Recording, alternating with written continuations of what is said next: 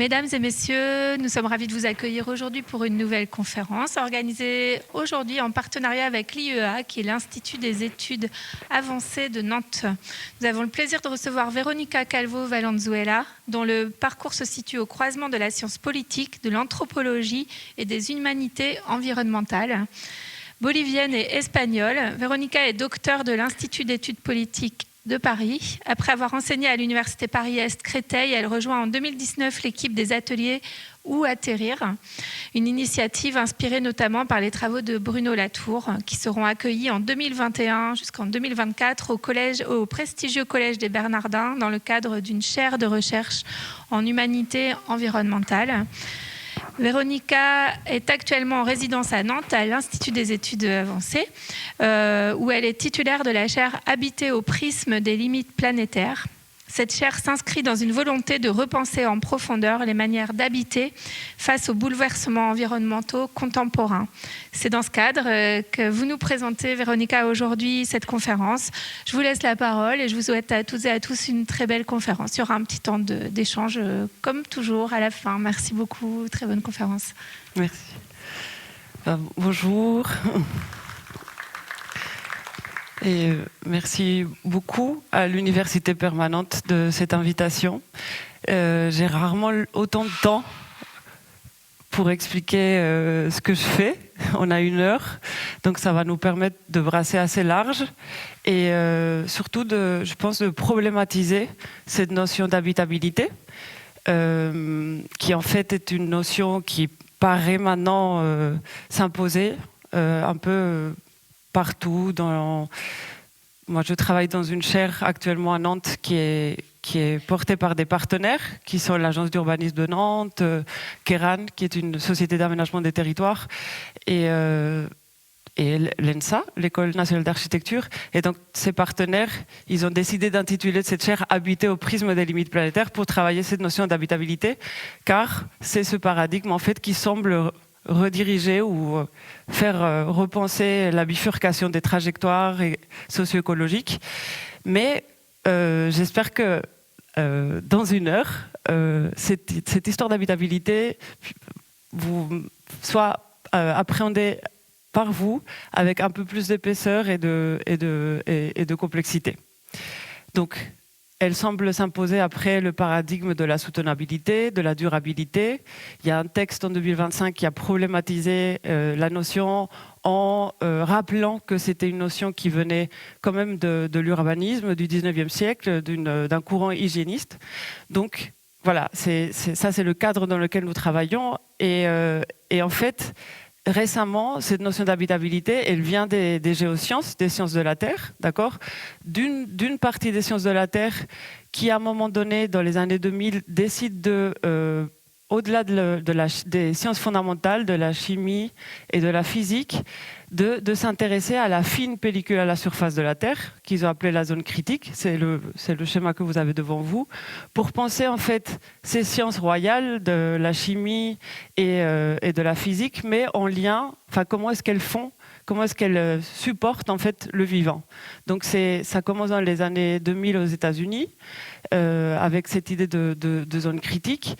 C'est aussi une politique scientifique parce que vous vous rendez bien compte que si on va examiner la zone critique, c'est-à-dire la fine pellicule à la surface de la Terre, il y a plein de disciplines qui vont devoir commencer à se parler et à travailler ensemble, l'hydrologie, l'écologie, la géochimie, plein de disciplines qui n'avaient pas du tout l'habitude ni la culture scientifique pour travailler ensemble. C'est ce qui a donné lieu aux États-Unis d'abord aux observatoires de la zone critique, en se disant mais si on s'interroge sur cette fine pellicule et qu'on sort du laboratoire, on voit que les vitesses de transformation des roches, la qualité de l'eau, en fait, a une incidence très grande dans les transformations. Donc, en fait, il faut instrumenter des lieux. Et donc, on va faire dialoguer les sciences de laboratoire avec les sciences de l'observation. Et c'est ça, ce réseau d'observateurs de la zone critique, qui en France a aussi en fait donné lieu à la construction d'un réseau qui s'appelle OSCAR, Observatoire Zone Critique Application et Recherche, donc qui est un réseau instrumenté d'observatoires un peu partout en France, mais aussi ailleurs. Un des observatoires de la zone critique est observe le comportement du bassin versant de l'Amazone, sur lequel, et je travaille avec cet observateur notamment, donc je vais pouvoir revenir sur ça tout à l'heure. Donc, objet de recherche, autant que politique scientifique, qui naît d'une controverse scientifique, la zone critique, elle se définit comme un système qui va des premières roches mères jusqu'à la basse atmosphère. Donc, elle s'étend à la verticale et à l'horizontale, des hauts sommets jusqu'au delta. Et en fait, elle est décrite par les géosciences, les sciences de la zone critique, comme un tapis roulant qui mêle en fait des cycles de transformation lents, parfois de plusieurs millions d'années, et des cycles de transformation courts. Donc, c'est un tapis roulant qui mêle plusieurs cinétiques, qu'on appelle des cycles qui tournent d'éléments chimiques, par exemple le CO2, qui tournent dans différents compartiments de la zone critique et donc qui ont différentes échelles de temps en fonction du compartiment dans lequel cet élément passe. Zones de la zone critique qui donc ont donné lieu à ce qu'on appelle le paradigme de l'habitabilité de la Terre, c'est-à-dire si cette zone critique elle est caractérisée par des cycles d'éléments chimiques et que ces cycles sont perturbés par des actions anthropiques, en fait, on est en train de mettre sous tension, disons, l'équilibre de cette zone critique et ces temporalités de stockage et de déstockage, ces flux et ces compartiments qui donc mettent en processus ce qu'on appelle cette habitabilité, le vivant, etc. Donc, habitabilité de la Terre indique forçage, c'est-à-dire on est dans un moment où en fait il est question de ne plus pouvoir habiter la Terre parce que notre mode d'habitat est perturbant, donc en fait ça devient perturbant pour la Terre, mais ça devient surtout perturbant pour nous, et donc il faut essayer de penser cette habitabilité à l'échelle planétaire, donc à l'échelle de cette zone critique qui est partout autour de la planète. Je ne sais pas si vous dimensionnez, mais du coup, il y a toute une géologie historique qui se préoccupait du noyau de la Terre et d'autres caractéristiques de la Terre qui n'est pas forcément concernée par cette nouvelle définition de la Terre, d'accord ? Donc c'est plutôt une géoscience très géochimique, très géophysique, hydrologique, d'accord ? C'est ces sciences-là qui portent ce nouveau paradigme d'habitabilité de la Terre, et donc avec ce prisme planétaire. Ce qui fait que si l'habitabilité elle est conditionnée à échelle planétaire, il y a des zones de la planète, du monde, qui vont être plus déterminants que d'autres dans cet équilibre. Et c'est pour ça que je vous parlais tout à l'heure du bassin versant de l'Amazone, qui fait l'objet d'une observation au long cours, car ce bassin contrôle 20% des eaux douces, donc de la surface continentale, et donc comment il réagit au changement climatique par exemple, mais aussi à des phénomènes plus locaux de déforestation, d'orpaillage, en fait va modifier de façon considérable le comportement du bassin versant et donc aussi tout le cycle de l'eau. L'érosion, tout va être... donc ça, cette histoire d'habitabilité planétaire ou d'habitabilité de la Terre provoque des effets de zoomage sur des zones, sur des régions du monde, qui en fait rendent du coup problématique cette notion d'habitabilité, parce que habitabilité veut dire habiter, c'est-à-dire dans le sens bio-géochimique, comme celui que... selon la définition de ces sciences de la zone critique, de ces sciences de la Terre, mais j'imagine que vous voyez aussi que dans le mot habiter, il y a aussi aménager un territoire et surtout aussi investir ce territoire ou ces milieux de vie, d'affect, de valeurs, de projets politiques, d'histoire. C'est-à-dire que cette question d'habitabilité, elle a 3 dimensions au moins. Elle a une dimension bio-géochimique, elle a une dimension constructive, aménagement du territoire, et il y a aussi une dimension plus socio-anthropologique de qu'est-ce qu'on met, comment on définit des lieux, comment se définissent les attachements qu'on a à ces lieux-là. Et donc, articuler ces 3 volets dans l'habitabilité est quelque chose de très problématique en soi, surtout si on revient à cet exemple du bassin de l'Amazone, où il y a, en fait, c'est une zone qui en fait est à la marge de 9 États. C'est une région qui en fait n'est pas du tout homogène au niveau culturel. Il y a 300 langues, et donc si on questionne l'habitabilité du point de vue des populations qui habitent dans le bassin de l'Amazone, et ben, au niveau du projet politique, du projet culturel, ça ne va pas forcément rentrer en résonance avec d'autres schémas d'aménagement ou même avec cette lecture de géosciences des limites planétaires. Vous voyez que ces 3 dimensions, elles peuvent rentrer en conflit. Et c'est pour ça que tout ce que je vais essayer de vous montrer aujourd'hui, c'est des projets de recherche, c'est des recherches qui ont déjà eu lieu, qui en fait essayent de penser ces 3 dimensions et leur bonne articulation. Donc, sciences de la Terre, bien évidemment, dimension biogéochimique, mais aussi construction ou aménagement d'un territoire, d'un espace, et récit collectif de valeurs, de projets, qui nourrissent un projet politique et social. Je vous ai mis un petit schéma aussi, parce qu'on parle souvent du cycle de l'eau. On entend parler du petit cycle de l'eau et du grand cycle de l'eau, mais par exemple, quand un géochimiste interroge le cycle de l'eau, en fait, il y a au moins 10 cycles de l'eau différents, d'accord, qui ont donc ces durées différentes en fonction de par où passe la molécule d'eau. C'est-à-dire quand un végétal s'en sert pour faire sa nourriture, il y a un état de l'eau. Donc il y a un cycle de cette molécule d'eau qui est différent lorsque cette eau, elle s'infiltre dans le sol, elle devient humus, et ensuite, quand elle est peut-être... ça dépend de la molécule, mais si elle est ensuite recapturée par le manteau terrestre, ça va donner un cycle beaucoup plus long jusqu'à ce qu'elle reparte, cette molécule d'eau, dans l'atmosphère.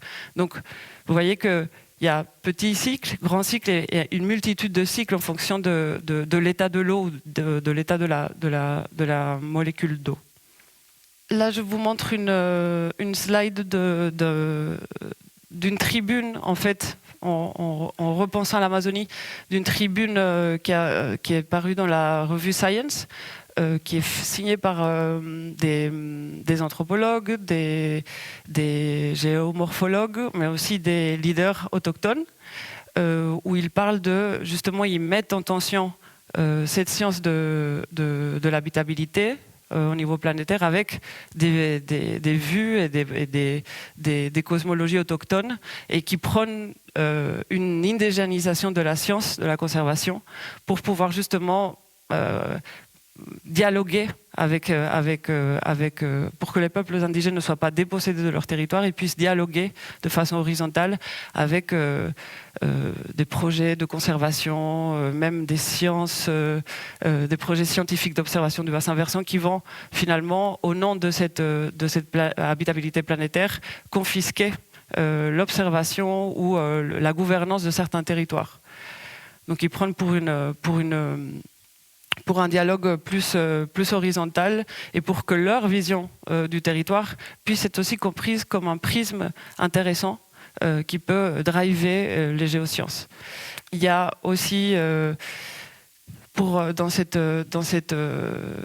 mouvance de problématisation de l'Amazonie, il y a un texte d'un philosophe et activiste Krenak, Elton Krenak, qui s'appelle Futur Ancestral, qui a donné lieu à une exposition récemment à Barcelone, qui problématise justement l'Amazonie comme une pluralité d'Amazonie, une pluralité de conception de l'habitabilité ou de ce qu'est habiter un territoire. Et surtout, le texte d'Elton Krenak, il s'adresse aussi aux scientifiques en disant, mais pour voir ce qu'on sera, cette habitabilité, il faut regarder en arrière, parce que ce qui a toujours été là, c'est la Terre pour nous. Donc en fait, il faut que notre futur soit vu comme quelque chose qui est ancestral. Et ancestral, c'est la Terre. Donc ils prônent pour une redirection du regard par rapport au futur, qui ne soit pas cette conception moderne du progrès, de l'avant, de ligne droite, mais plutôt de regarder en arrière pour voir ce qui peut être. Et ce qui est assez intéressant, parce que nous sommes plusieurs à... Moi, je collabore avec des géochimistes et des hydrogéochimistes et des paléoécologues, donc des gens qui s'intéressent à l'histoire ancienne de cette zone critique, qui font des carottages dans des lacs pour extraire des sédiments et analyser les couches de sédiments pour voir quelle a été la trajectoire de cette zone critique passée et voir un peu mieux comment est-ce que en regardant la trajectoire passée de la zone critique, ils peuvent aussi établir des trajectoires futures de la zone critique. Mais vous voyez, c'est exactement ce que prônait le Tonkrenak, c'est-à-dire si on veut avoir une petite idée de à quoi va ressembler la Terre, il faut regarder, il faut faire de la paléoécologie. En fait, il faut voir ce que la Terre a été. Et ça, c'est quelque chose que aujourd'hui en géosciences et surtout donc les sciences de la zone critique qui s'intéressent à l'habitabilité regardent de près. Et il y a un observatoire à Chambéry, à d'Item, qui est spécialiste de cette paléoécologie et de l'enregistrement des archives sédimentaires lacustres. Et on va revenir à ça tout à l'heure. Donc, tout ça pour vous dire que non seulement il y a trois dimensions de l'habitabilité, mais aussi la façon dont je vais du coup organiser un peu tout le matériau que je vais vous présenter, c'est de vous raconter comment pour moi cette histoire d'habitabilité a surgi comme question de recherche. Et pour ça, on va aller dans un instant dans les Andes du Sud en Bolivie. Ensuite, comment cette recherche sur les Andes me permet d'enquêter sur l'habitabilité pour penser le territoire autrement ici en Europe. Et c'est là que je vais vous expliquer en quoi consiste le projet Waterir, qui est un projet d'autodescription du territoire, un projet de recherche-action. Et ensuite, dans une troisième partie, voir comment, avec l'exemple amazonien, qui est un de mes terrains actuels, on peut en fait, en dialoguant avec des collectifs autochtones, penser une vraie interdisciplinarité en sciences de la Terre et en sciences humaines. Pas une transdisciplinarité, c'est-à-dire regarder un même objet, une même question avec différents prismes disciplinaires ou différents prismes scientifiques, mais plutôt voir comment est-ce que entre les sciences et entre les disciplines peut émerger une question. Peut émerger une question et un objet de recherche commun. C'est-à-dire quel genre de méthode, quel genre d'approche permettent de faire émerger les problèmes scientifiques et de recherche, les questions de recherche communes et nouveaux, surtout nouveaux, pour pouvoir interroger cette habitabilité d'un point de vue plus, encore là, horizontal et interdisciplinaire, donc de ne pas essayer de cumuler des savoirs sur une question, qui est un peu le piège dans lequel on est aujourd'hui, c'est-à-dire on a beaucoup d'informations sur le cycle du carbone, sur l'acidité des océans, sur les micropolluants, mais on n'a pas de nouvelles questions de recherche qui permettent de pointer un peu plus, de façon un peu plus pertinente et du coup d'orienter de façon plus pertinente nos méthodes, nos sciences et nos objets. Donc, la Bolivie. On va dans les Andes. Donc le premier point rouge... ah non, c'est pas ça. Donc ici, on est à La Paz.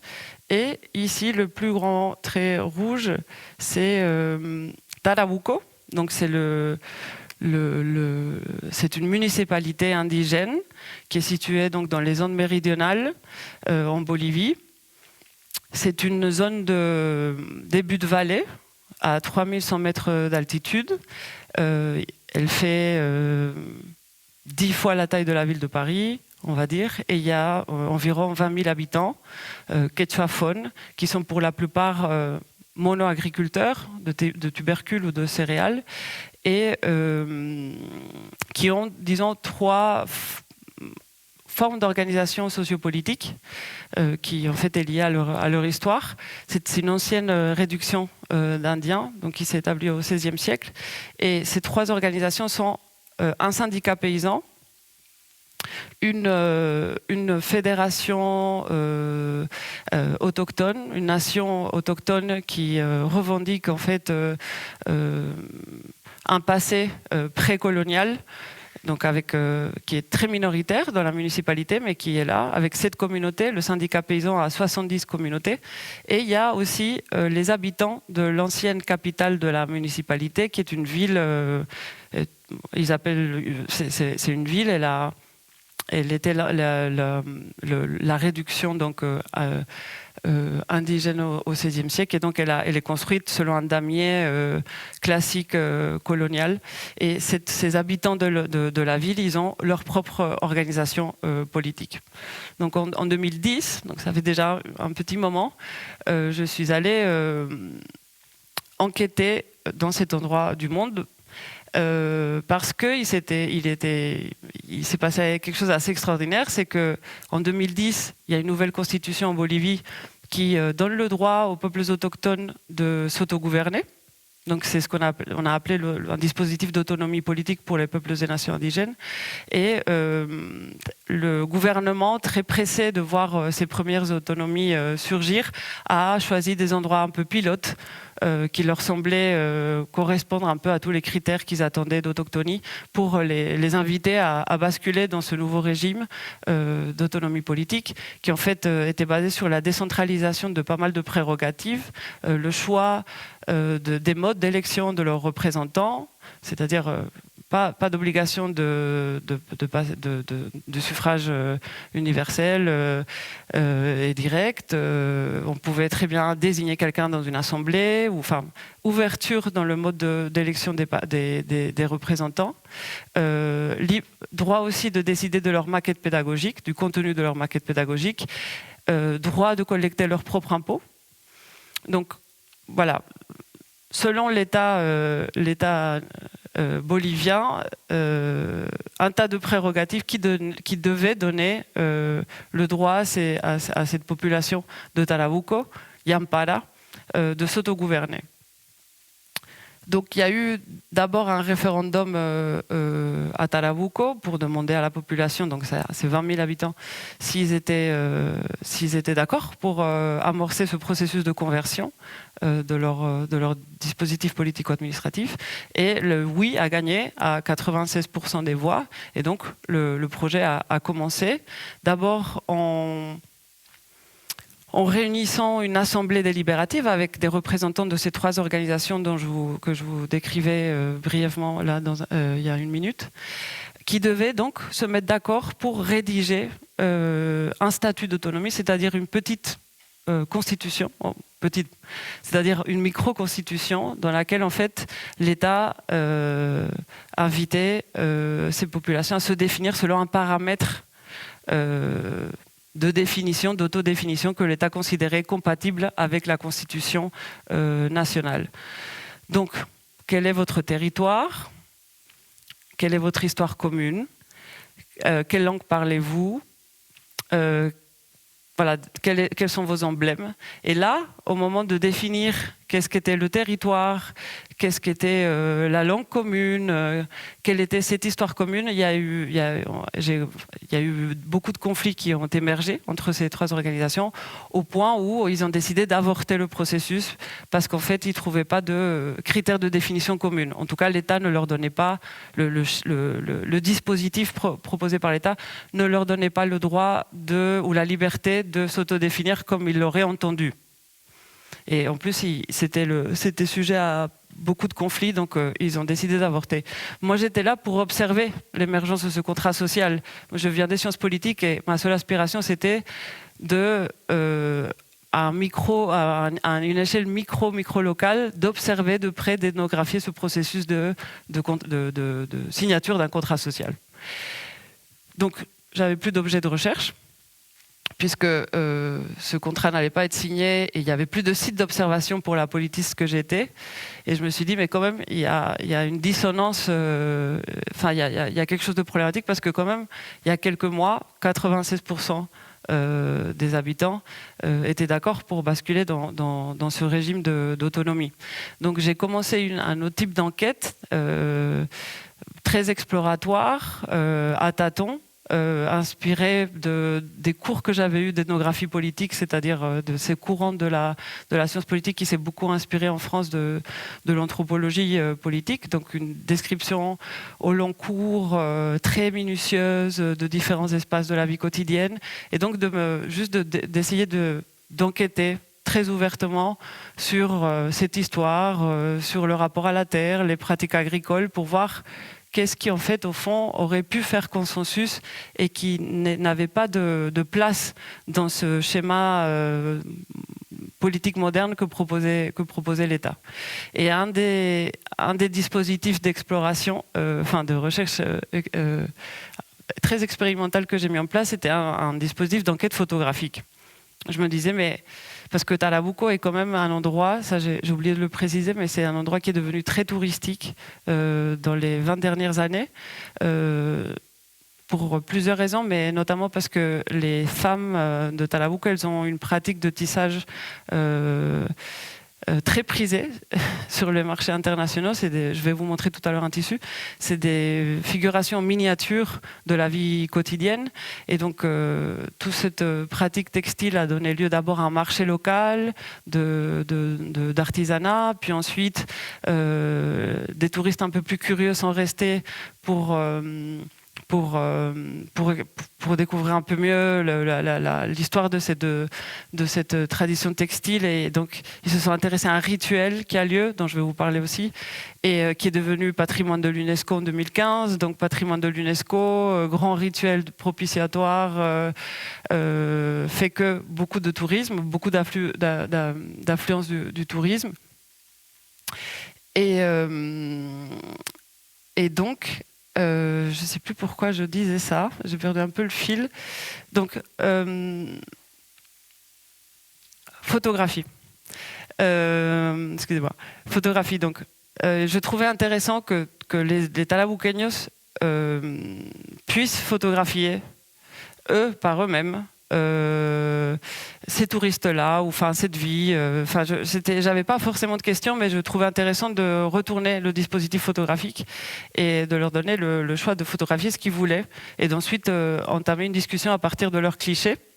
Et donc, il y a un corpus de photographies, de 300 photographies qui a émergé de ce protocole d'enquête, où les Talabuqueños, qui fassent partie de cette nation autochtone, Yampara, qui soient affiliés au syndicat paysan, se sont photographiés systématiquement dans leur champ de culture. Là, j'ai mis quelques clichés. Ça a donné lieu à une publication dans le catalogue d'exposition des zones critiques aux ZKM en 2020. Et à partir de ces clichés, j'ai donc pu faire des entretiens avec les auteurs de ces images, et on a commencé un protocole de description, d'autodescription, un peu en contrepoids de l'exercice d'autodéfinition selon certains paramètres préétablis par l'État, qui m'a donné ensuite, m'a ouvert la voie à enquêter sur d'autres espaces de la vie quotidienne qui étaient en lien avec ces clichés. Et notamment, donc, un rituel très important, ce rituel dont je vous parlais, qui a été reconnu patrimoine de l'UNESCO en 2015, qui s'appelle le Purjay. Le Purjay, en fait, ça consiste en la fabrication d'un autel votif, c'est-à-dire d'une offrande par toute la communauté. Communauté, ça peut dire un quartier de la ville, ça peut être une communauté syndicale, ça peut être une communauté autochtone, ça peut être un hameau, ça peut être une famille. En fait, cet hôtel est construit par des collectifs différents, mais ils ont toujours la même vocation, c'est une offrande aux défunts, qui en fait, dans la culture de Tarabuqueño, elles ont les défunts, ils sont réputés pouvoir influer sur la croissance des plantes. Et aussi, ce rituel cette offrande, elle va aux morts, mais elle va aussi à un tas d'entités qui habitent ce qu'ils appellent un inframonde, et qui sont elles aussi responsables des conditions météorologiques, c'est-à-dire quand il y a de la grêle et que tout d'un coup tout disparaît, il y a forcément quelque chose du rituel qu'on a manqué. Et donc, en enquêtant sur ce rituel de propitiatoire, c'est-à-dire qui rend propice les conditions d'habitabilité dans cet endroit. J'ai commencé donc à comprendre un peu mieux comment un collectif, enfin à m'intéresser à comment un collectif se conçoit comme faisant partie des conditions d'habitabilité. C'est-à-dire, là, on n'est pas du tout dans un schéma dans lequel une société est en lien avec un écosystème.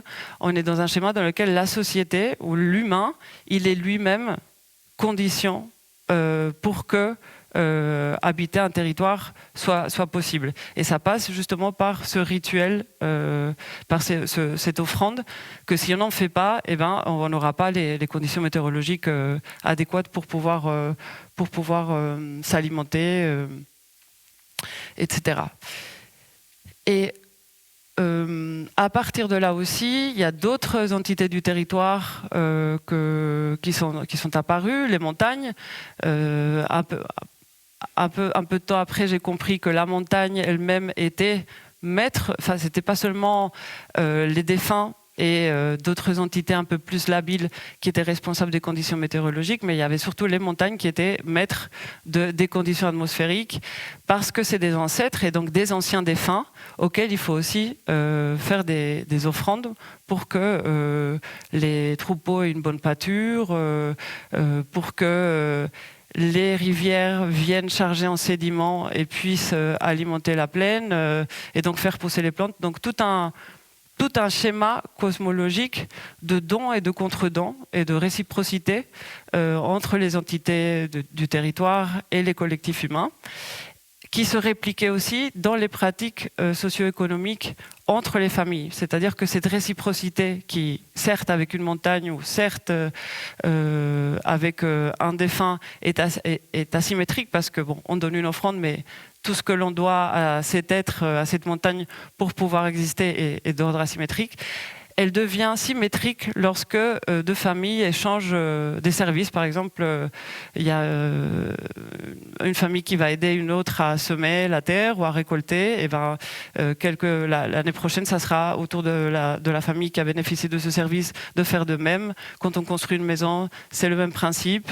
On donne à manger et à boire et pendant une semaine aux gens qui vont participer à la construction de la maison. Et en retour, cette famille va aussi, ou ce collectif va aussi nous aider à une autre tâche à un autre moment.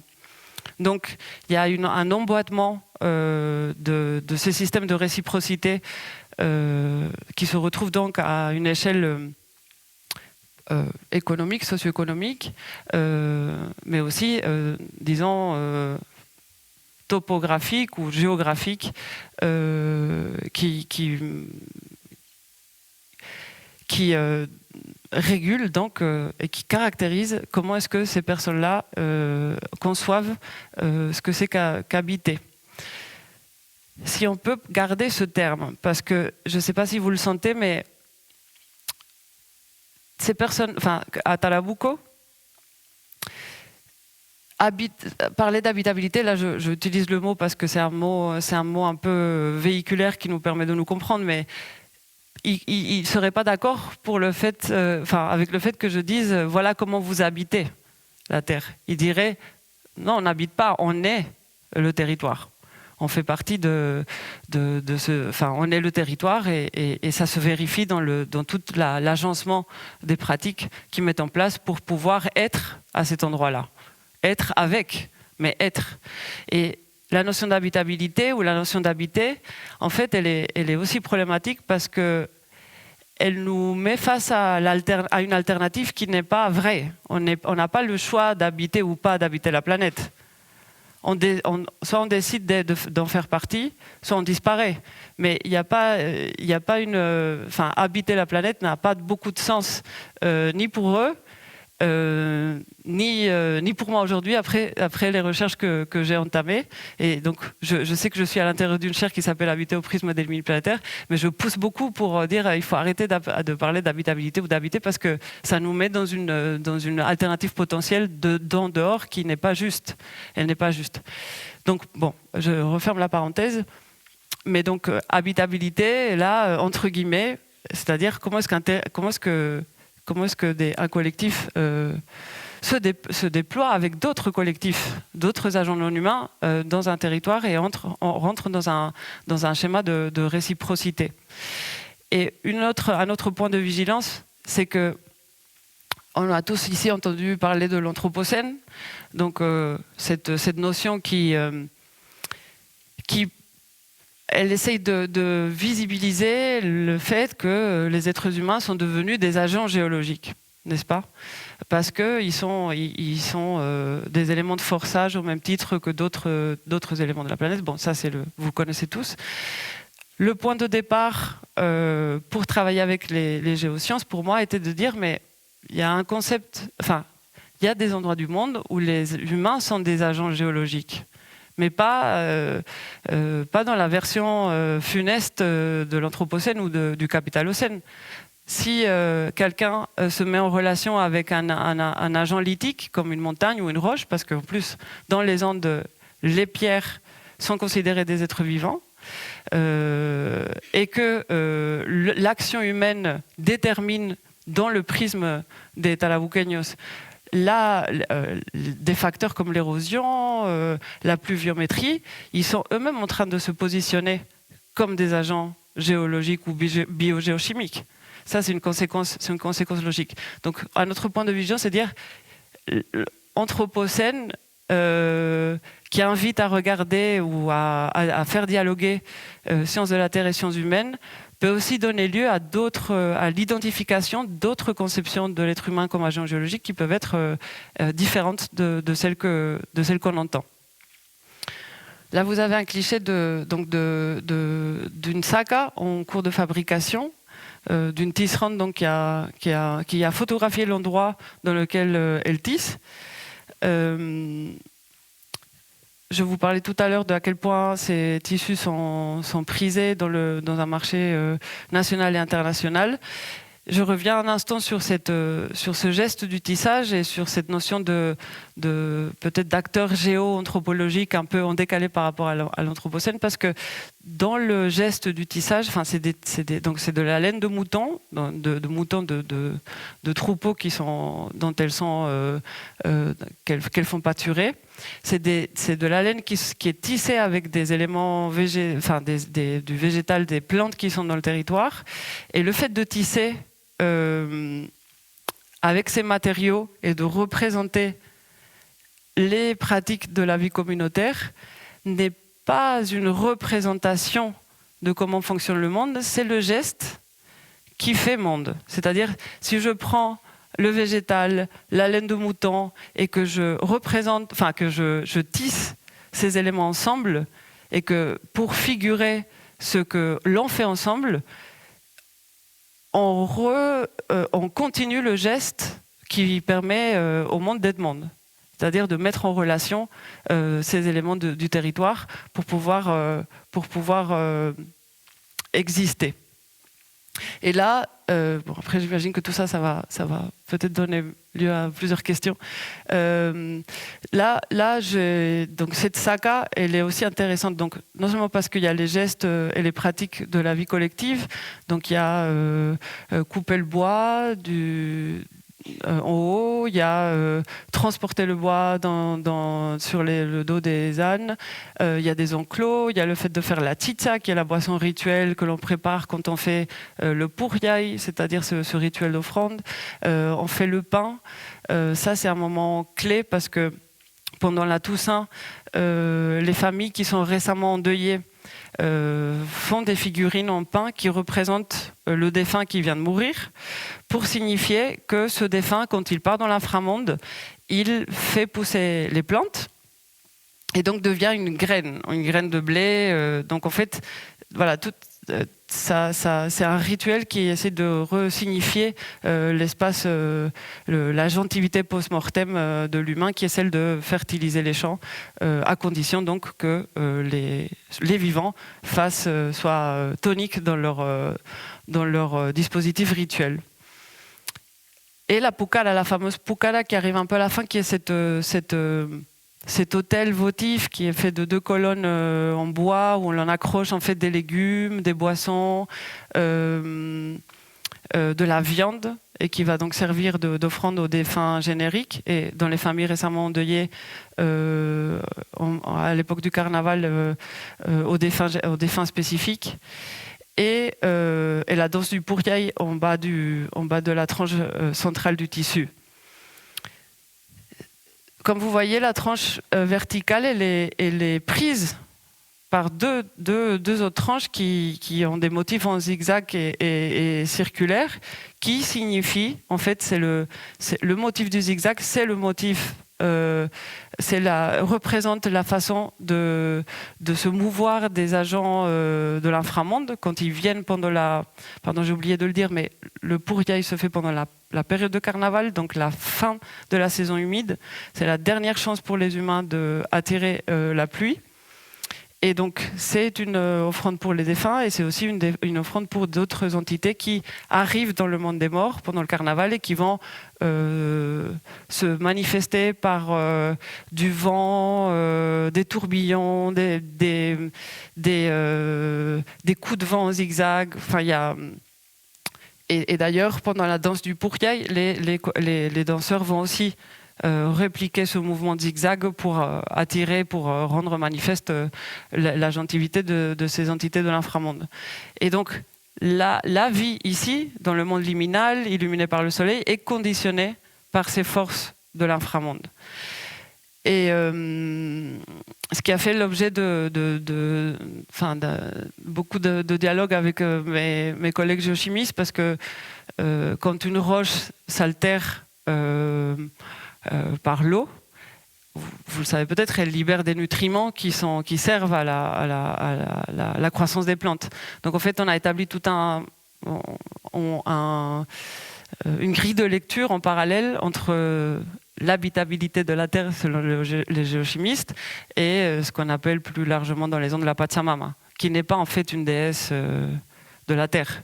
C'est ce système-là politique ou cosmopolitique de correspondance qui fait que la Terre est Terre. On pourra y revenir. Comment est-ce que tout ça peut en fait nourrir une question sur habiter les territoires aujourd'hui en Europe et plus spécifiquement à Nantes, puisque c'est un peu le projet de recherche dans lequel je travaille cette année, à l'Institut d'études avancées. Il faut faire un petit saut en arrière, 2015 d'abord. Donc ce texte de Latour, Face à Gaïa, dans lequel en fait Latour essaie d'acter l'entrée en politique de la Terre, d'accord, avec l'Anthropocène bien évidemment, mais donc Gaïa n'est pas une figure complètement innocente, c'est-à-dire c'est une divinité d'abord, donc ça appelle à une cosmologie antique, donc le geste philosophique de Latour en 2015, c'est de dire comment on fait en fait pour sentir cette bascule aussi dans nos pratiques, dans notre cosmologie. Lui, je ne sais pas s'il aurait... je n'ai pas le souvenir qu'il parle d'habiter la Terre, mais en tout cas, son geste philosophique et de pensée, c'est de dire il faut qu'on arrive par un certain endroit à sentir que nous sommes cette Gaïa. Je ne vais pas rentrer dans l'hypothèse Gaïa de Lovelock, peut-être qu'on va revenir plus tard, mais Gaïa, c'est aussi une figure qui est ancienne, mais qui vient aussi de la géochimie, d'un géochimiste, de deux géochimistes d'ailleurs, donc, et qui ont montré comment est-ce que cette Terre, elle produit les conditions pour les vivants depuis des millions d'années, comment les vivants construisent les uns pour l'autre leurs conditions d'habitabilité ou leurs conditions de possibilité, la condition de possibilité de leur existence depuis des millions d'années. Et donc, faire sentir cette Gaïa ou la métaboliser dans nos pratiques, dans nos récits collectifs, est une chose qui... Et bien évidemment, ne peut pas se passer d'une certaine pratique, c'est-à-dire ça va pas nous tomber du ciel, faut explorer à quel moment en fait on fait sentir cette terre comme quelque chose qui nous concerne intimement dans l'attachement. Et donc c'est ce qui a donné lieu à un autre texte 2 ans plus tard qui est Où atterrir, 2017, ou Comment s'orienter en politique, où là il dit nous sommes dans un nouveau régime climatique. Et il fait une sorte il prend l'image du nouveau régime au moment de la Révolution française pour dire, en fait, ce qui nous arrive au niveau politique est aussi important qu'une révolution. Et donc il faut qu'on fasse quelque chose d'assez similaire à ce qu'avait fait le roi Louis XVI, c'est de d'écrire aux gens de quoi ils dépendent, de quoi ils ont besoin, et c'était l'expérience des cahiers de doléances.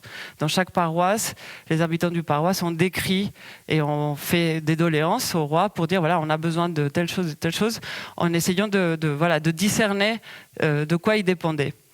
Et donc revisiter les cahiers de doléances et l'expérience de la Révolution a donné lieu donc à la proposition en fin de l'essai de 2017 de dire faisons comme on a fait à l'époque, décrivant nos territoires, décrivant et faisant nos doléances. Il y a eu en parallèle, donc ça a donné lieu à un projet ou atterrir, d'accord, un projet de recherche-action avec des habitants qui donc consistait à inventer des exercices de description et de discernement pour décrire les attachements et pouvoir se réorienter en politique. C'est-à-dire, on peut penser au renoncement, on peut penser à une bifurcation et à une nouvelle trajectoire que si on sait de quoi on dépend et que si on a identifié nos attachements au territoire et de quoi est faite notre subsistance. C'est à ce moment-là qu'en fait, on va pouvoir renoncer à des choses et défendre d'autres choses qui sont peut-être menacées.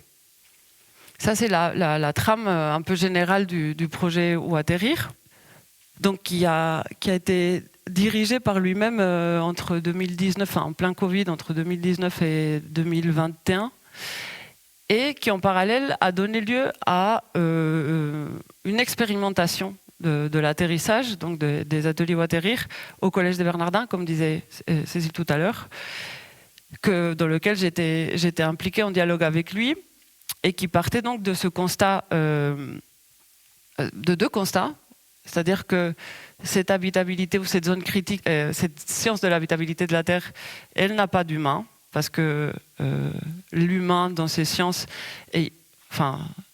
on est en train d'essayer de mettre un coup de pied dans la fourmilière, mais les humains ne sont pas du tout pris en compte autrement que comme des forçages des cinétiques, donc il n'y a pas d'humain. Dans cette zone critique, il n'y a pas d'humain. Comment on les fait rentrer ? Donc une double injonction, c'est-à-dire comment on peut être prêt à renoncer et à se réorienter en politique à partir des attachements, mais aussi comment faire rentrer les humains dans leurs spécificités culturelles et sociales et politiques dans cette zone critique. Et deuxième constat, qui est lui andin, c'est que les humains peuvent se concevoir comme opérateurs des conditions d'habitabilité et d'interdépendance dans cette zone critique. Donc, le projet que j'ai contribué à développer au Collège des Bernardins est un petit point, un petit peu décalé par rapport à la grande initiative Où atterrir, dans le sens où cette pratique d'atelier, dans laquelle les participants décrivent leurs attachements, me permet à moi, en tant qu'anthropologue, d'identifier quel est le récit collectif qui émerge quand on décrit ces attachements et comment est-ce que, en enquêtant sur les interdépendances, c'est-à-dire j'ai besoin de ça et je participe au bien-être de cette entité ou de cette façon, je me positionne comme un opérateur de cette habitabilité. C'est-à-dire qu'il y a un double enjeu dans le projet des ateliers Où atterrir, c'est accompagner un collectif à la description de ces attachements et possiblement à la mise en place d'une action collective qui permette de protéger ces attachements, mais aussi un autre projet qui est lui scientifique et de recherche, de dire comment est-ce qu'en écoutant ces récits et ces témoignages d'interdépendance et d'attachement, on peut aussi saisir la façon dont ces humains en fait font partie de cette zone critique-là. Vous voyez ? Donc un terrain d'enquête et aussi un outil ou un dispositif de mobilisation citoyenne. Dans le cas de l'initiative qu'a dirigé la tour, il y avait aussi cette histoire, cette dimension d'enquête collective, mais seulement comme un accompagnement du collectif dans son enquête pour la mobilisation. Il n'y avait pas d'observation au long cours de l'émergence d'un récit, d'un récit qui permet aux êtres humains de s'insérer dans la zone critique. Ce qui fait que cette double lecture, lorsqu'en fait on accompagne un collectif, je vais peut-être vous donner plutôt des exemples d'exercices qu'on fait, donc peut-être rentrer un peu plus dans la dynamique du projet Waterir. C'est des groupes qui sont relativement petits, c'est des dizaines de personnes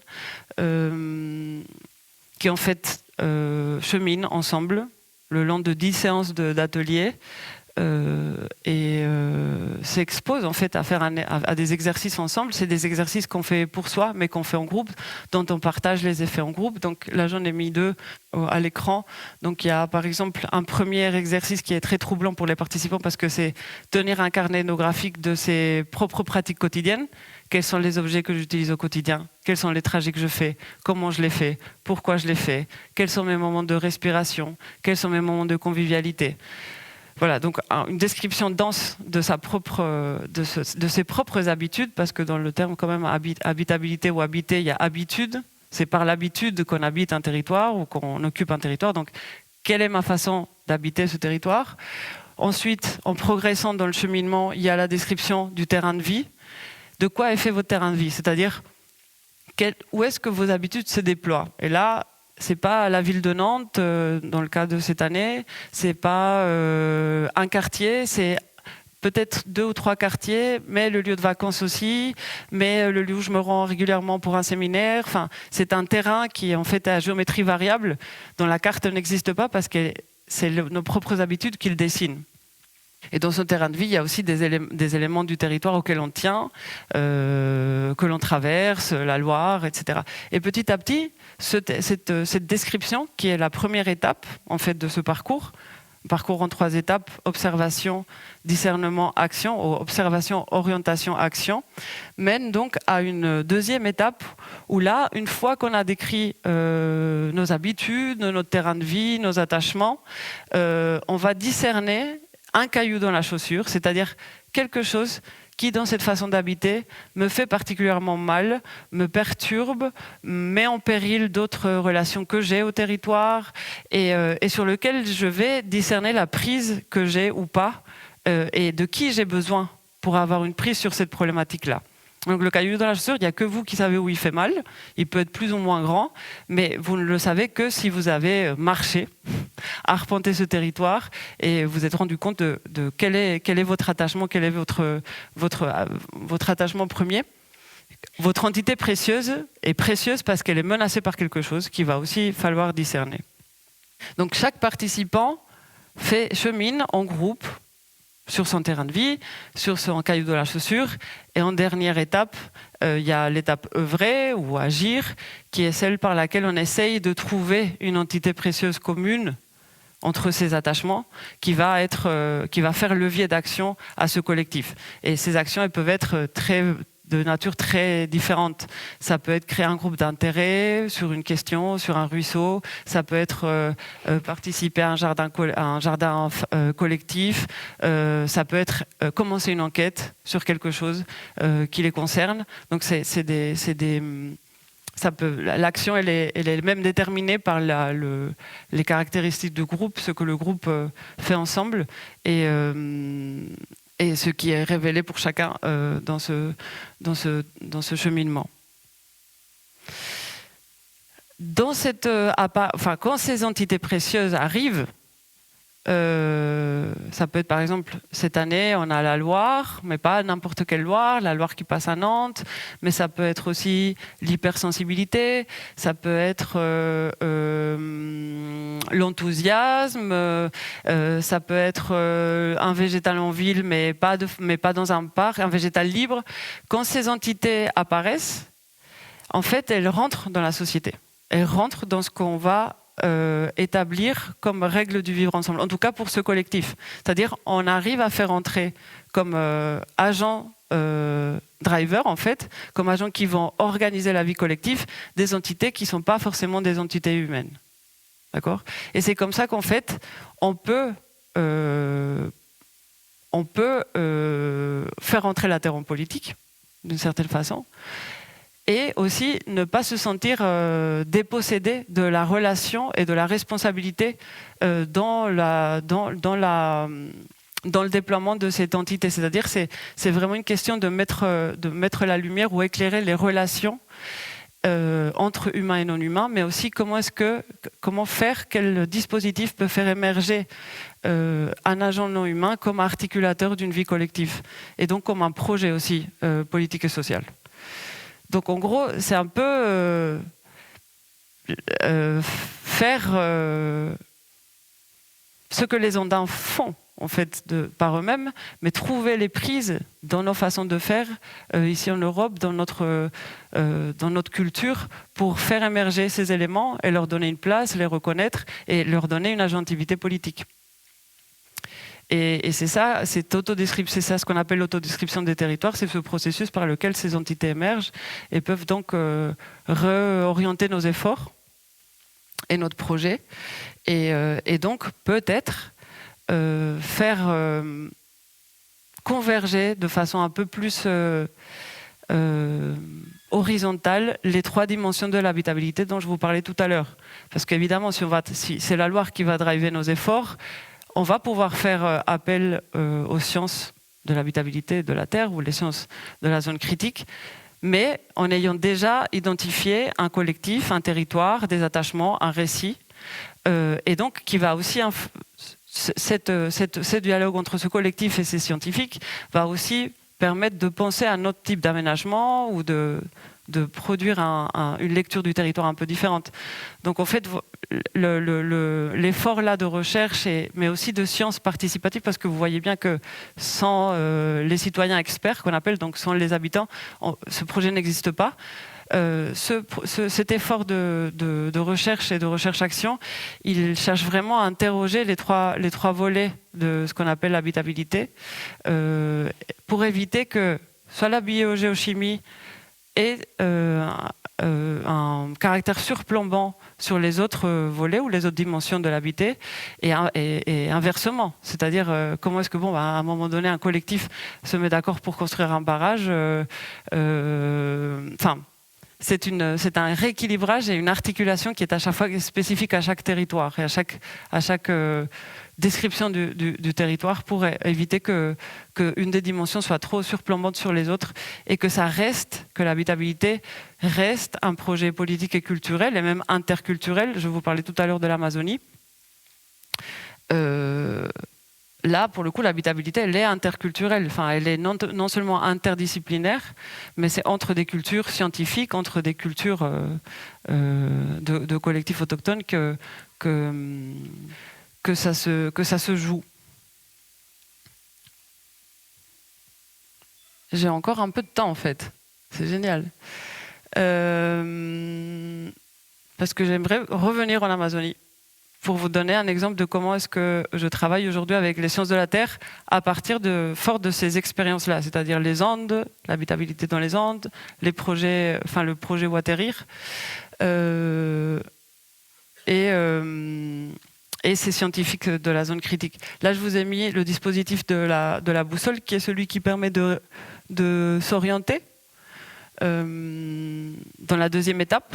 C'est-à-dire moi, mon entité précieuse au centre de la boussole, et un questionnaire en fait qui permet de positionner d'autres éléments dans cette boussole, évaluer mon degré d'interdépendance avec cet allié ou avec cet adversaire, et donc pouvoir construire un positif à venir, c'est-à-dire ce qui est sur le cadran supérieur à droite de la boussole, pour une action proche et pour un nouvel horizon. C'est-à-dire on essaie de travailler ce qui émerge dans le positif à venir, c'est-à-dire les alliés et les stratégies déjà mises en place pour protéger cette entité ou pour pouvoir mener une action qui permet de la déployer, de la protéger, etc. Vous avez encore un peu de force, on va en Amazonie. Ok. Donc, je vous expliquais que je venais plutôt d'un terrain andin.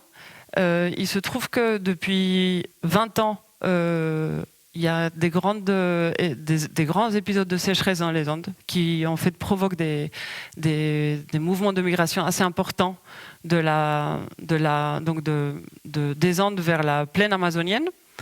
Donc beaucoup de commerce, des Andins qui s'installent dans la plaine pour installer des commerces, parce que c'est quand même les Andins sont quand même des grands commerçants, grande expérience, grande histoire du troc et de l'échange, donc des commerçants, mais aussi une pratique d'orpaillage qui est très ancienne, elle, pour le coup, mais qui a été accélérée dans les 20 dernières années.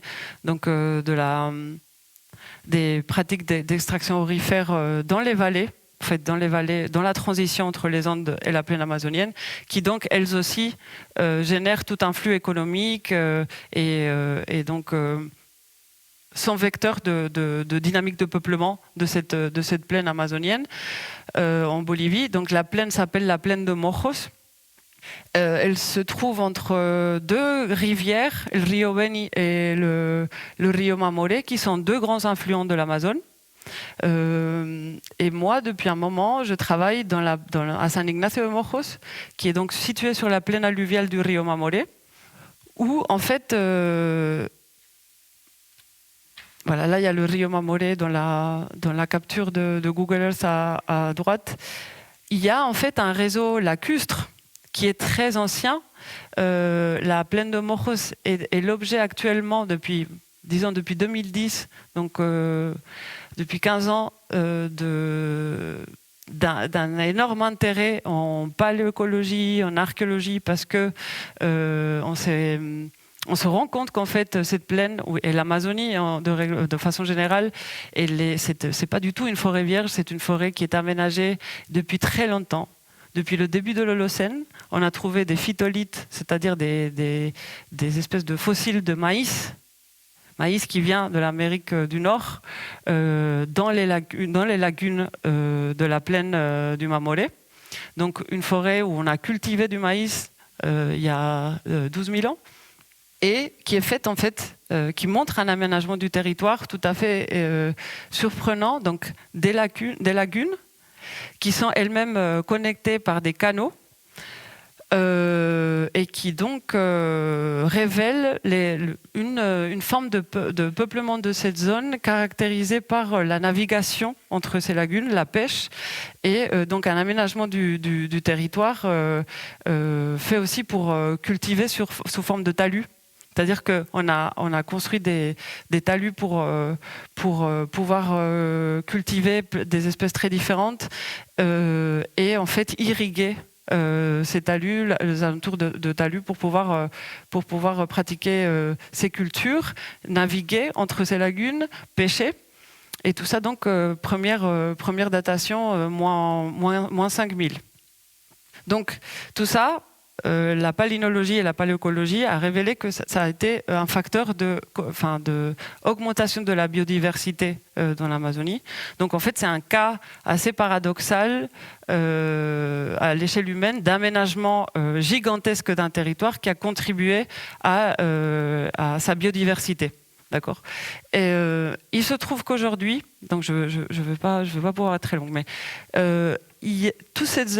ce réseau de lagunes est mis en péril, notamment une lagune à laquelle je m'intéresse particulièrement, qui est la lagune Isileli, parce que du fait de toutes ces activités commerciales et tout ce mouvement de migration, il y a des nouvelles routes qui sont construites pour traverser la plaine et qui donc ont dévié les cours d'eau qui alimentaient ces lagunes. Et ces lagunes sont aujourd'hui importantes parce qu'elles sont le réservoir d'eau potable pour pas mal de villages qui se sont construits autour de ces lagunes. Et c'est le cas donc de cette lagune Isileli, qui est le réservoir d'eau potable de San Ignacio de Mojos, qui est en fait la capitale un peu de la plaine de Mojos, San Ignacio, et qui donc a fait l'objet, ça c'est les tertres, des talus, pour que vous ayez une image. Donc il y a un livre qui est sorti en 2025 d'un immense archéologue français, Stéphane Rostin, qui vous dit peut-être quelque chose, qui est un grand archéologue de l'Amazonie, qui est co-édité avec une archéologue bolivienne, Carla Jaimes Betancourt, où en fait ils reviennent sur cette histoire un peu récente de l'archéologie amazonienne, et en particulier sur l'archéologie dans la plaine de Mojos, pour montrer à quel point ce territoire a été aménagé depuis très longtemps et qu'il n'y a rien, enfin il n'y a pas une Amazonie, il n'y a pas une forêt vierge, tout ça n'a aucun sens. Et donc il est voilà, là, vous avez les monticules d'habitation, les canaux aussi. Je ne sais pas si c'est très lisible, mais... Donc, Laguna Isideri, qui n'est plus alimentée en eau. Donc, il y a toute une question d'habitabilité des peuples, des Mojeños, donc du collectif qui habite à San Ignacio. Et aussi tout un mouvement du collectif Mojeño pour dire là, vous vous attaquez non seulement, enfin c'est des projets étatiques, hein, c'est des infrastructures qui sont promues par l'État, vous vous attaquez non seulement à notre approvisionnement en eau, mais vous êtes en train de détruire tout un patrimoine qui est là d'une civilisation de l'eau. Hein. C'est comme ça que Stéphane Rostin en parle. En fait, il semble que une civilisation de l'eau, au même titre que celle qui s'est installée en Chine, sur les rives du fleuve Jaune, où l'Euphrate et le Tigre a eu lieu, enfin a existé dans cette zone du monde. Et les Mojeños d'aujourd'hui disent: vous êtes en train de perturber de mettre en péril notre pérennité dans ce territoire. Vous êtes en train d'attaquer un patrimoine. Et surtout, vous êtes en train de mettre en péril le peuple de la plaine. Mais ce peuple de la plaine, tel qu'ils le définissent, n'est pas le collectif humain Mojeño. C'est un ensemble d'interactions de ce collectif avec ces lagunes, ce patrimoine. Ils revendiquent donc, grâce à ces études d'archéologie, un passé d'équilibre de la plaine, des habitants de la plaine, dans un exercice d'ethnogénèse, c'est-à-dire ils construisent dans la situation actuelle l'idée d'un peuple, mais qui n'est pas un peuple que d'humains, c'est la plaine elle-même qui est en danger, et ce faisant, ils revendiquent un territoire d'une façon un peu différente à la notion de territoire qu'on peut avoir ici aujourd'hui. Et en indiquant ce passé de la plaine, ils indiquent aussi une possibilité de dialogue avec les sciences de la Terre, c'est-à-dire tout ce travail de palynologie, de paléoécologie qui est en train de se faire, un dialogue qui vise en fait une proposition de dialogue qui vise à rendre accessibles ces archives sédimentaires, parce que ces carottages dont je vous parlais au début de la conférence, ces carottages de lacustres sont faits dans la plaine de Mojos, bien évidemment, parce qu'il y a toutes ces études de palynologie, de paléoécologie qui sont faites, mais ils nous invitent en fait à dire, enfin moi je sais pas, j'invite à travers eux ces paléoécologues à donner accès d'une façon intelligible, sous forme d'ateliers participatifs, ces archives sédimentaires à ces porteurs d'enjeux territoriaux, pour établir avec eux les marqueurs qui vont permettre de lire la trajectoire de la zone critique.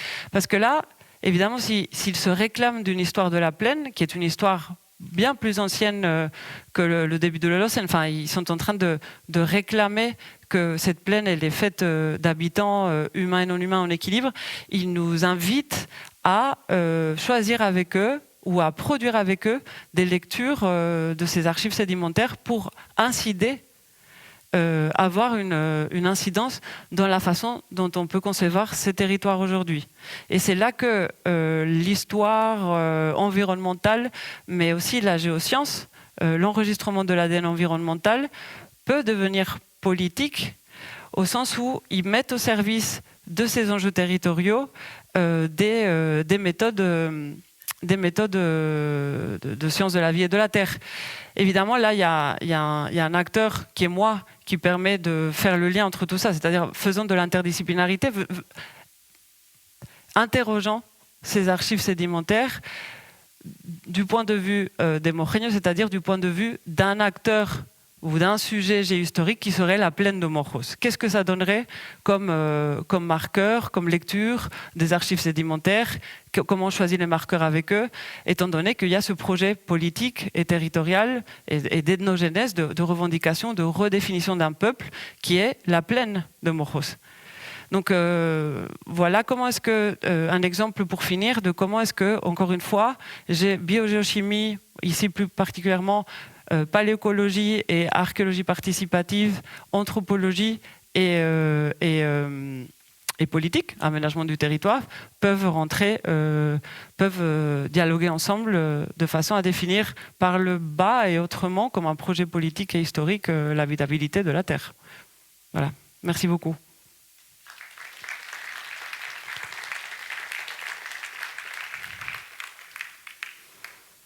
Messieurs, dames, est-ce que vous avez des remarques? Oui. Merci. C'était passionnant, c'était bien cette bascule entre ce monde qui paraît lointain, mais je crois qu'il y a un rapport entre l'eau là-bas et puis peut-être l'eau autour de Nantes, mais enfin c'était pas ça la question, hein, mais bon, vous y reviendrez si vous voulez. Non, la question c'est comment les gens là-bas, en fait, de ces peuplades-là, qui avaient une confiance dans les entités, les choses non visibles, le monde du non visible, aujourd'hui, est-ce qu'ils sont un peu plus clairvoyants que finalement il y a peut-être une incidence du visible sur leur quotidien? Ça, c'était la première question. C'est-à-dire qu'en fait, est-ce que c'est la fatalité, le sens de l'univers, ou est-ce que finalement, ils associent ça à une responsabilité humaine, quoi, de ce qui leur arrive, quand même, quoi. Et puis, donc, en parallèle de ça, c'est comme les sciences sont vastes, profondes, vous êtes une spécialiste approfondie dans votre domaine, d'autres, comme des intervenants ici, sont de même. Quand vous parliez du lien de ce qu'il y a entre les deux, et que là on peut trouver des solutions, est-ce que l'IA aujourd'hui peut être une réponse? Votre première question, elle interroge les Andes ou l'Amazonie? D'accord. Dans le premier cas, enfin, en 83, par exemple, dans les Andes dans toutes les Andes, mais surtout dans les Andes du Nord, en Bolivie, il y a eu une énorme sécheresse qui a provoqué des mouvements une grande migration. Evo Morales lui-même est issu de ce mouvement migratoire. Les gens, quand ils parlent aujourd'hui de cette sécheresse, ils disent c'est la Pachamama qui nous a punis parce que nous avions abandonné nos systèmes d'organisation traditionnels, c'est-à-dire tout ce système de réciprocité entre familles, entre villages. On a abandonné nos structures, en fait, et abandonner ça voulait dire, enfin, signifiait aussi, il signifiait quand il disait ça, l'abandon en fait d'une lecture du territoire et des pratiques qui étaient bonnes, enfin, ou qui devaient perdurer parce qu'elles maintenaient un équilibre entre les familles, un équilibre socio-économique. Enfin, il pointait quand même une inégalité qui s'était instaurée avec l'émergence du syndicat paysan. Et donc, ils se situent comme responsables de tout ça. Enfin, mais en lien avec là, en l'occurrence, la Pachamama. C'est-à-dire qu'ils sont conscients que l'abandon de certaines pratiques peut amener des phénomènes plus ou moins problématiques, dangereux pour eux. Dans le cas de l'Amazonie, la responsabilité humaine, bien sûr qu'elle est évidente. Enfin, ils pointent du doigt des projets d'aménagement et d'infrastructures qui sont ceux qui les mettent en péril. C'est-à-dire que, je ne sais pas si je réponds à votre question, mais il y a bien évidemment une responsabilité de l'humain dans tout ça, puisqu'ils se voient eux-mêmes comme une condition de cette habitabilité. Donc forcément, c'est les premiers à dire il y a quelque chose qu'on a raté ou qu'on a mal fait. Autre chose, c'est de savoir que l'érosion que souffrent ces territoires est à la fois non seulement le produit d'une trajectoire historique et politique contemporaine, mais aussi le résultat de décisions politiques qui se font à 10 000 mètres, enfin 10 000 kilomètres d'eux. Ils commencent à le savoir, mais c'est pas pour autant qu'ils lâchent la localisation des enjeux d'habitabilité pour eux. Enfin, ils vont. Et la deuxième question, c'était sur l'IA. Si l'IA peut résoudre. Enfin, dans ce que pour travailler tout ça, non. Non. Enfin, en tout cas, non, parce que ce qui est intéressant, c'est comment est-ce qu'un collectif construit un récit qui lui permette dans lequel il identifie des attachements. Comment on va demander ça à l'IA? C'est le travail d'un groupe qui est important là. C'est pour ça que je ne suis pas du tout IA-phobe. Alors, je pense que oui, non, mais je pense qu'il n'y a pas de souci pour ça. Ah oui. L'IA fait des diagrammes beaucoup plus rapidement que nous et il n'y a pas du tout à s'en priver. Enfin, il faut juste vérifier qu'elle ne fait pas des conneries, mais elle ne pourra pas produire un projet politique et historique à notre place, mais pour traiter des données, oui, pourquoi pas, il n'y a pas de souci. Enfin, moi, j'en vois pas. J'avais une petite question. Vous parliez tout à l'heure du peuple de la plaine. Oui. Et il m'est venu un petit peu en tête, ou en tout cas cette question, est-ce qu'à un moment donné, il est envisagé de faire accéder ce peuple de la plaine à un statut juridique, c'est-à-dire qu'il y ait un gardien de ce peuple de la plaine qui puisse être la voix et donner ses arguments vis-à-vis du monde politique qui, lui, veut aménager ce territoire d'une manière qui ne serait pas compatible pour ce peuple de la plaine. Et en fait, j'ai en tête aussi l'Internationale des rivières de Camille de Toledo. Voilà, donc je fais un petit peu rebond avec toutes ces questions. Merci beaucoup. Le peuple de la plaine n'a pas demandé un statut juridique, mais ce que font les Mojeños, par exemple, c'est qu'ils sont très investis dans la titularisation collective des terres pour justement pouvoir dessiner un périmètre, un territoire qui corresponde à un projet qui est le leur. Sur cette question de donner des droits...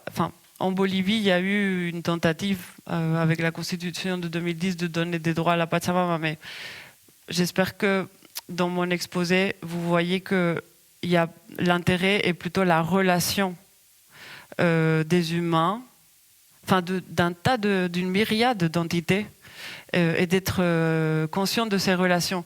Moi, j'ai peur mais je trouve que le travail de Camille de Toledo est admirable parce qu'il a réussi à réunir un collectif, pareil, de citoyens qui ont travaillé leur concernement vis-à-vis de la Loire.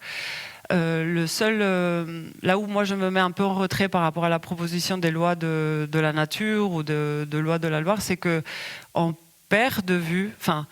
Là, on arrive ça fait 20 ans que l'anthropologie de la nature existe, qu'il y a le tournant ontologique existe, où il y a un tas d'initiatives et de réflexions sur devenir animal, devenir rivière, devenir... je trouve ça intéressant, mais j'ai peur que cet engouement pour le non-humain et pour les droits de la nature nous fasse perdre de vue que le travail à faire est celui de la relation à tout ça. On ne peut pas confier... si, il peut y avoir des garde-fous juridiques, mais je ne pense pas qu'il faille confier le projet politique au droit du mode de relation au territoire. Je pense qu'il peut y avoir des... c'est le projet qui est intéressant à construire entre plein d'efforts, de disciplines, et je me méfie un peu à quel point le fait de confier ça au droit va faire perdre de vue une interrogation constante de ce mode de relation. Voilà, je dirais ça. C'est peut-être pas contradictoire, c'est parce que, d'après ce que j'ai compris, donner un statut juridique se fait aussi sur ce qui fait nos attachements par rapport à cette entité qui accéderait à l'entité, à ce statut juridique. Mais c'est surtout pour avoir les mêmes armes, c'est-à-dire que le politique comprend peut-être plus le droit qu'une relation à des entités précieuses. Donc c'est le geste défensif aïkido, c'est-à-dire, et c'était plus ce versant-là, je pense, qui était, en tout cas sur le dernier ouvrage de Camille de Toledo, qui était mis en avant. Mais cela dit, je comprends vos préoccupations, mais je voulais juste avoir votre point de vue là-dessus. Mais dans le dernier temps fort de l'Internationale des rivières, qui s'est passé au LU, il y avait, enfin, on l'a questionné, on dit mais pourquoi est-ce que peuvent pas être protégés certains artefacts qui en fait témoignent d'un mode de relation sain. Et il dit non, on ne protège pas un type de relation à la Loire. On protège la Loire, mais c'est une abstraction totale. C'est des modes de relation qu'il faut protéger.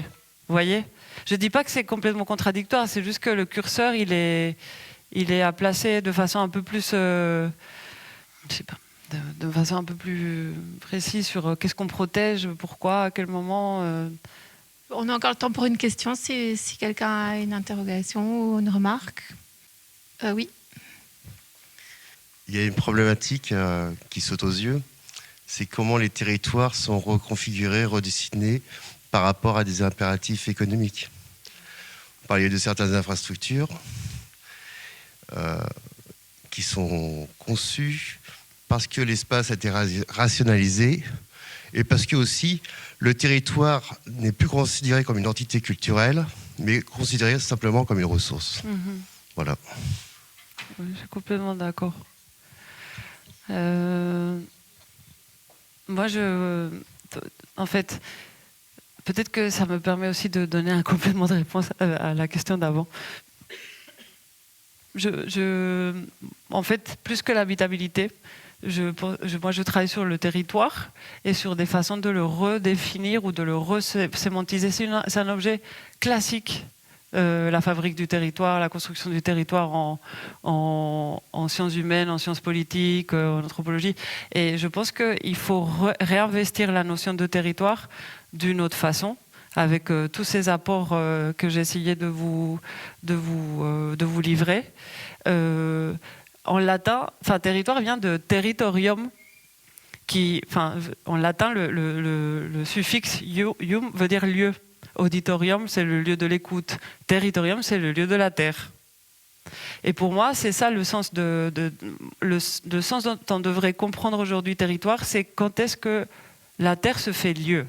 Je pense que c'est beaucoup plus juste de parler dans ces termes-là que d'habitabilité. Parce que ça ouvre la voie à des façons de concevoir ce territoire qui ne sont pas dans cette alternative ou dans cette idée de demeure, de maison, d'habiter. En gros, en fait, l'habitabilité, c'est juste le changement d'échelle entre c'est l'écologie au niveau planétaire, parce qu'écologie aussi veut dire maison. Oikos, la racine grecque d'écologie, c'est la maison.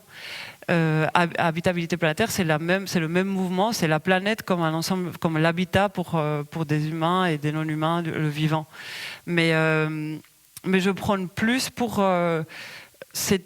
travailler vraiment ou questionner comment un territoire se fabrique, comment il est fait, et surtout comment est-ce qu'il peut être lieu de la terre. Et voilà, pour essayer d'ouvrir cette idée de la question de l'habitabilité. De récupérer la notion de territoire. Très bien. Qui en plus est génial parce qu'elle permet de faire dialoguer la géographie, la géoscience, l'anthropologie. Voilà. Merci beaucoup. Je vais peut-être faire 2 annonces. Bien sûr. Parce qu'on m'a demandé de le faire. Dans le cadre de la chaire habitée au prisme des limites planétaires, j'anime 2 dialogues dont un va avoir lieu le 30 mars à l'école d'architecture avec des architectes qui ont travaillé avec la Tour aussi dans le projet Où atterrir, dans celui que lui-même il a dirigé. Et on va avoir un temps où ils vont exposer comment ils travaillent avec la méthode Où atterrir et les sciences de la zone critique dans leur projet d'aménagement et d'architecture. Et ensuite, la deuxième partie de l'événement sera un atelier. Donc avec cette boussole, mais en grandeur nature. Donc je vous invite et avec un public qui fait partie des institutions partenaires de la chaire, donc des aménageurs et des planificateurs. Donc je pense que ça peut être intéressant pour discuter sur cette habitabilité à Nantes, habitabilité urbaine. Et un deuxième dialogue le 30 avril avec Jérôme Gaillardet, qui est un géochimiste, qui est à l'initiative du réseau des observatoires de la zone critique en France, et qui en fait a écrit un livre que je vous conseille qui s'appelle La Terre habitable ou l'épopée de la zone critique, où il revient sur cette aventure de la mise en place des observatoires de la zone critique et avec lequel je vais dialoguer à partir d'un article qu'on est en train d'écrire ensemble sur la traduction de zone critique et de Pachamama dans nos deux regards. Comment est-ce que ces deux termes ou ces deux notions peuvent se traduire l'un l'autre dans ces questions d'habitabilité de la Terre. Voilà. Et quoi d'autre, il y a aussi, dans le cas du Festival Idéal, il y a une programmation sur ces questions d'habiter au cinématographe, mais je n'ai pas les dates ni le contenu. Et sinon, au Musée d'Art de Nantes, samedi 16h30, il y a une performance à laquelle j'ai participé avec une chorégraphe sur la question d'habiter les territoires, mais par la marche. Et donc voilà, c'est le moment de découvrir d'autres explorations. Merci beaucoup, Véronica. Et puis, très bonne fin de journée à tous.